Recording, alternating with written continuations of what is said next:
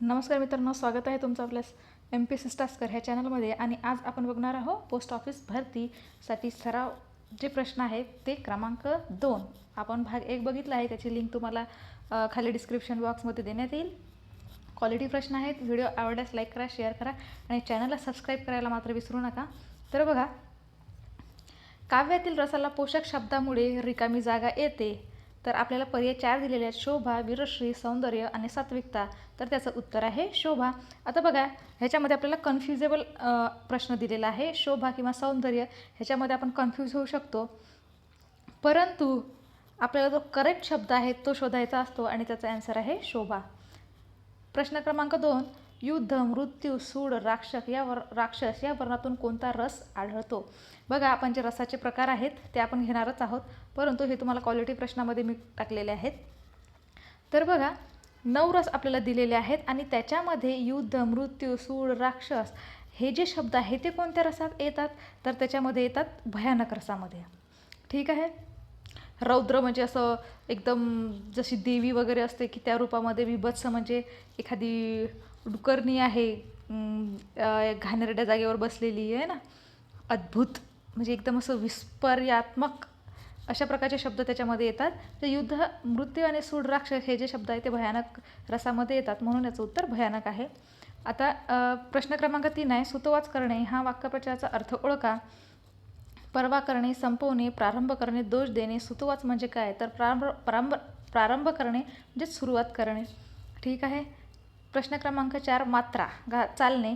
त्याचे ऑप्शन दिलेले आहे: इथला चालणे, फायदा होणे, उपयोग न होणे, परिणाम होणे. आता मात्रा बघा, तुम्ही जर का कधी वैद्याकडे औषधाला गेले असेल तर ते मात्रा म्हणून सांगतात. आणि आपण जर का आपल्या डॉक्टरांकडे गेलो म्हणजे ॲलोपॅथीकडे गेलो तर आपल्याला त्या वेळा सांगतात. ह्या वेळानुसार आणि एक गोळी घ्यायची की अर्धी घ्यायची, दीड घ्यायची हे सांगतात, है ना. तर त्याला वैद्यकीय भाषेमध्ये वैद्याकडे मात्रा असे म्हणतात. म्हणजे काय? त्याचं इलाज. ठीक आहे. तर आता प्रश्न क्रमांक 5. कोकणामधील उंचावरील प्रदेशातील जांभा जमिनीवर रिकामी जागा पाहावयास मिळतात. खाजण अरण्य, वर्षारण्य, पानझडी अरण्य आणि समशीतोष्ण अरण्य. तर उत्तर आहे आपलं वर्षारण्य.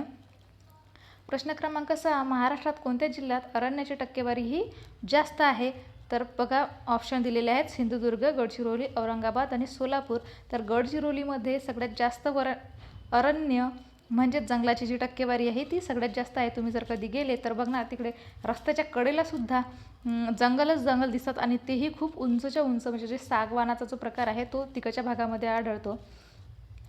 आता बघा, प्रश्न क्रमांक 7. गोंदिया जिल्ह्यात कोणता प्रदेश वन्य, पशुपक्षी समृद्ध असा प्रदेश आहे? ऑप्शन दिलेले आहेत: चपराळा, तानसा, नवेगाव, यावल. तर उत्तर आहे नवेगाव. प्रश्न क्रमांक 8. भारताचा राष्ट्रीय प्राणी वाघ कधी घोषित झाला? आता बघा, परीक्षेचा पॅटर्न बदललेला आहे, त्यानुसार आपल्याला अभ्यासाची डेप्थ म्हणजे जी खोली आहे ती सुद्धा बदलायची आहे. पूर्वी प्रश्न यायचा की भारताचा राष्ट्रीय प्राणी कोणता, परंतु आता त्याची डेप्थ जी आहे ती बघा की कधी घोषित झाला आहे. तर आपल्याला ऑप्शन दिलेले आहेत: 1971, 1972, 1975 आणि 2000. तर त्याचं करेक्ट उत्तर आहे 1972. ठीक आहे. प्रश्न क्रमांक 9. महाराष्ट्रातले पहिले राष्ट्रीय उद्यान कोणते? तर बघा, 4 ऑप्शन दिलेले आहेत: पेंच राष्ट्रीय उद्यान, नवेगाव राष्ट्रीय उद्यान, गुगामळ राष्ट्रीय उद्यान आणि ताडोबा राष्ट्रीय उद्यान. ताडोबा राष्ट्रीय उद्यान 4 नंबरचं ऑप्शन बरोबर आहे आणि ताडोबा हे चंद्रपूरला आहे आणि वाघासाठी ते रिझर्व आहे. ठीक आहे. प्रश्न क्रमांक 10. कोणत्या किल्ल्यावर पाणी महाल आहे? आपल्याला किल्ल्याचे नाव दिलेले आहे. 4 ऑप्शन आहेत बघा: दौलताबाद, नरनाळा, नळदुर्ग, शिवनेरी. आणि त्याचं उत्तर आहे नळदुर्ग. आता बघा, प्रश्न क्रमांक 11. महाराष्ट्रातील सर्वात उंच किल्ला कोणता? ऑप्शन आहेत: प्रतापगड, कळसूबाई, वासोटा आणि रांगणा. तर त्याचं उत्तर आहे कळसूबाई. कळसूबाई हे शिखरसुद्धा आहे जे महाराष्ट्रातलं सर्वात उंच शिखर आहे. आणि त्याची उंची किती आहे तुम्ही कमेंट्स बॉक्समध्ये सांगा त्याची उंची. ठीक आहे. आता बघा, प्रश्न क्रमांक 12. परभणी नांदेड जिल्ह्यातून जाणाऱ्या डोंगरांना काय नाव आहे? तर बघा, आपल्याला ऑप्शन दिलेले आहेत: गाळणा डोंगर, मेळघाट, निर्मल रांग आणि हिंगोली. तर त्याचं उत्तर आहे निर्मल रांगा. प्रश्न क्रमांक 13. नाशिक मुंबई महामार्गावर जो घाट आहे, त्या इथे मिस्टेक झालेली आहे, जो घाट आहे त्या घाटाचं नाव काय आहे? तर आपल्याला ऑप्शन दिलेले आहेत थळघाट, दिवाघाट, आंबा आणि कुंभारली. तर त्याचं उत्तर आहे थळघाट. आपल्याला घाटावर एक प्रश्न असतोच, त्याच्यामुळे हे घाट हे पाठच करून ठेवायचे आहेत. ठीक आहे. प्रश्न क्रमांक 14, विदर्भातील नद्या कोणत्या दिशेने वाहतात? बघा, ऑप्शन दिलेले आहेत पूर्व पश्चिम, नंबर 2 दक्षिण उत्तर, 3 पश्चिम पूर्व आणि 4 उत्तर दक्षिण. तर त्याचं उत्तर आहे उत्तर दक्षिण. आता बघा प्रश्न क्रमांक 15, गोदावरीच्या खोऱ्याने महाराष्ट्राचे किती टक्के क्षेत्र व्यापलेले आहे? तर त्याचं उत्तर आहे 49%. आपल्याला ऑप्शन दिलेले असतात, परंतु आपल्याला हे कन्फर्म स्टडी करायची असते की आपण ऑप्शनमध्ये उत्तर नाही शोधायचं, ते उत्तर आपल्याला ऑप्शनमध्ये शोधायचं आहे. एवढी आपल्याला स्टडी करायची आहे जर आपल्याला या मेरिट लिस्टमध्ये यायचं असेल तर. ठीक आहे. तर बघा आता प्रश्न क्रमांक 16, महाराष्ट्रामध्ये कोणत्या खनिजांचे सर्वात जास्त उत्पादन होते? ऑप्शन दिलेले आहेत बॉक्साईट, चुनखडी, लोखंड आणि मॅग्नीज. तर त्याचं उत्तर आहे चुनखडी. प्रश्न क्रमांक 17, महाराष्ट्राच्या कोणत्या ठिकाणी मीठ तयार केले जाते? तर बघा, पश्चिम महाराष्ट्र, कोकण किनारपट्टी, पूर्व महाराष्ट्र आणि मध्य महाराष्ट्र. तर बघा आता लॉजिकल हा प्रश्न आपल्याला जरी माहीत नसला तरी आपण याच्यावर लॉजिक लावू शकतो की कोकण किनारपट्टी. का? तर तिथे समुद्र आहे आणि समुद्राच्या खाऱ्यापासूनच हे मीठ तयार केलं जाते. पश्चिम महाराष्ट्र, तिथे सुद्धा समुद्र नाही आहे.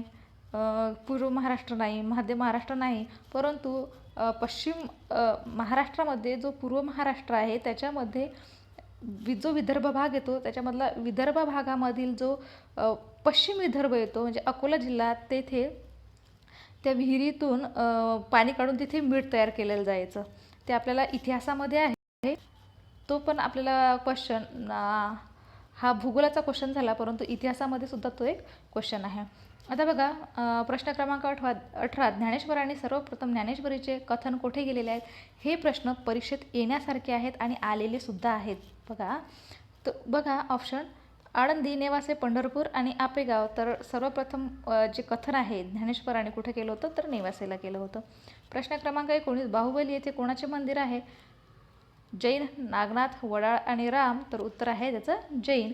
आणि प्रश्न क्रमांक 20 आणि शेवटचा आहे, महाराष्ट्रातील जगप्रसिद्ध लेणी कोणत्या ठिकाणी आहे? कारले भाजे, अजिंठा वेरूळ, अमरनाथ कान्हेरी आणि मंडपेश्वरी आणि जोगेश्वरी. तर त्याचं उत्तर आहे अजिंठा वेरूळ. याला जागतिक वारसा स्थळामध्ये नाव भेटलेलं आहे. आपल्या महाराष्ट्रातली बरीच जी स्थळं आहेत ती वारसा जगप्रसिद्ध म्हणजे वारसा स्थळामध्ये गेलेली आहे. तर अशा प्रकारे आज आपण जो पोस्ट ऑफिससाठी प्रश्न लागतील म्हणजे GK तर ते प्रश्न आपण बघितलेले आहेत. मराठीचे सुद्धा प्रश्न आपण ह्यामध्ये बघितलेले आहेत. ही टेस्ट सिरीज आपण अशीच सुरू ठेवणार आहोत. प्रश्नावली त्यासाठी आपल्या चॅनलला सबस्क्राईब करा, व्हिडिओ आवडले तर लाईक करा आणि शेअर करा. धन्यवाद.